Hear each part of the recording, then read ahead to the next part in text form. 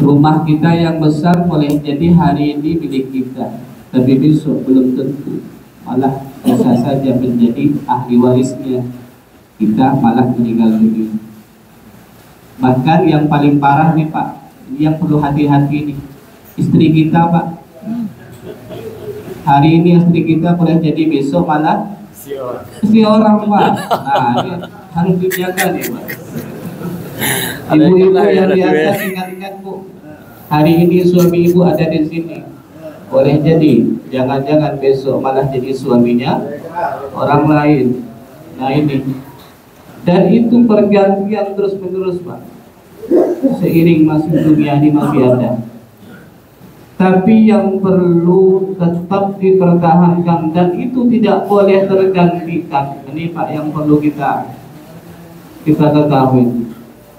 Segala sesuatu yang diberikan oleh Allah Subhanahu wa Ta'ala yang tidak boleh digantikan kepada siapapun adalah iman Pak. Nah, itu iman tidak boleh berganti. Hari ini jangan sampai belok, besok malah berubah, malah kita tidak beriman. Iman harus dipertahankan sampai kita meninggal dunia Pak, akhirnya bertemu dengan Allah membawa iman itu. Kalau iman ini hari ini boleh jadi masih ada, lalu besok ternyata sudah tidak ada lagi, berbahaya Pak. Maka dalam khutbah-khutbah Jumat itu biasanya sering, bahkan selalu disampaikan, jagalah iman, istiqomahkan iman, tetapkan iman. Ini Pak intinya itu.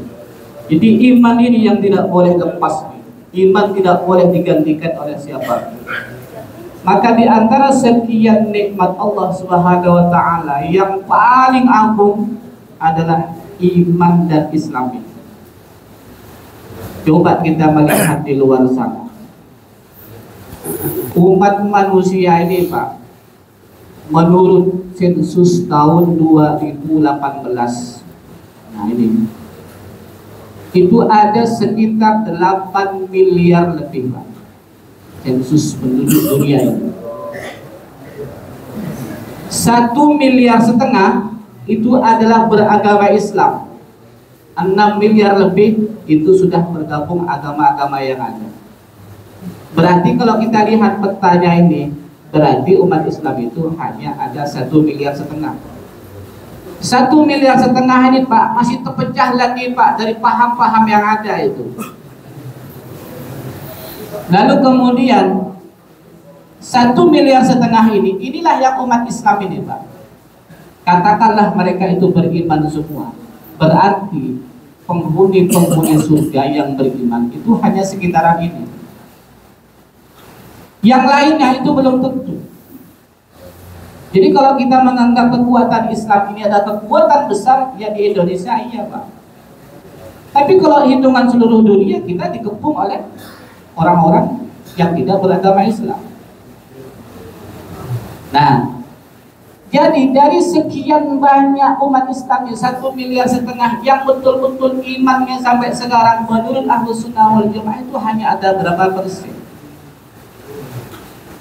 Nah makanya saya katakan iman ini tidak boleh digantikan kepada siapapun. Ketika kita dikasih iman, diberikan iman dan Islam, maka harus dijaga. Yang dikhawatirkan ini Pak, khawatir kita hendak meninggal dunia, kurang 1 hari ternyata berbalik jadi murtad Pak. Nah ini yang dikhawatirkan ini.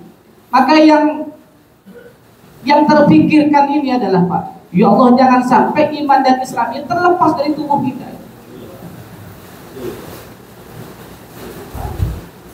Makanya memang iman ini Pak, kadang-kala qad yazidu wa yanqus. Iman itu kadang-kala dia bertambah dan kadang-kala berkurang Pak, turun dia Pak.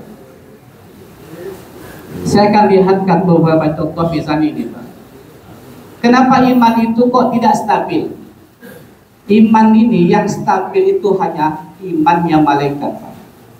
Kalau imannya malaikat ini, kalau dia naik volumenya 100 Pak, tetap 100 sampai bumi ini hancur kiamat, tetap 100, tidak akan berubah dia. Kalau imannya para nabi, dia akan terus naik Pak, tidak akan turun dia. Nah, yang menjadi problem ini imannya kita ini Pak. Iman kita ini naik turun Pak. Kenapa kok bisa naik turun? Turunnya dan naiknya iman itu tergantung amaliyah kita di dalam sehari-hari. Iman itu akan naik itu bidoati dengan ketaatan. Makanya bapak-bapak coba nih, ada tanda-tanda bahwa iman kita ini bertambah. Bertambahnya gini Pak biasanya. Subuh-subuh Pak, biasanya kalau kita mau menghadiri sholat subuh biasanya malas sekali itu Pak, ngantuk loh. Udah bangun Pak jam 4 masih nguap-nguap lagi Pak. Nguapnya bukan sekali 2 kali, 100 kali Pak. Allah. Wow. Apalagi ditambah hujan nih Pak, makin ditariklah selimutnya. Akhirnya tak ke masjid, telah dia mikir, adalah sholat di rumah aja nanti dengan istri. Nah, ini berarti imannya lagi turun. Tidak ada motivasi yang semangat Pak, tidak ada.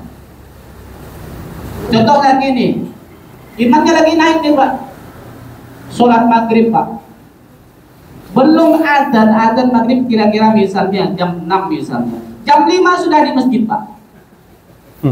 Jam 5 sudah di masjid, ditanya sama kawannya, nah kawannya masjid lagi nunggu maghrib. Awal lalu, ya sih lagi naik iman tuh deh. Jam 5 sudah di masjid. Padahal biasanya Pak, baru iqomah dia datang. Contoh lagi, sholat Jumat Pak. Rajin lalu hari Jumat Pak semari nih Pak. Jam setengah 11 Pak sudah ada di pojok bagian belakang. Lagi naik imannya itu bagus dia. Tapi begitu dilihat Pak, setengah 11 bukannya baca Quran sedikit, rupanya tidur di sini. Intikaf di sini Pak, di pojok-pojok sampai kedengaran keluar.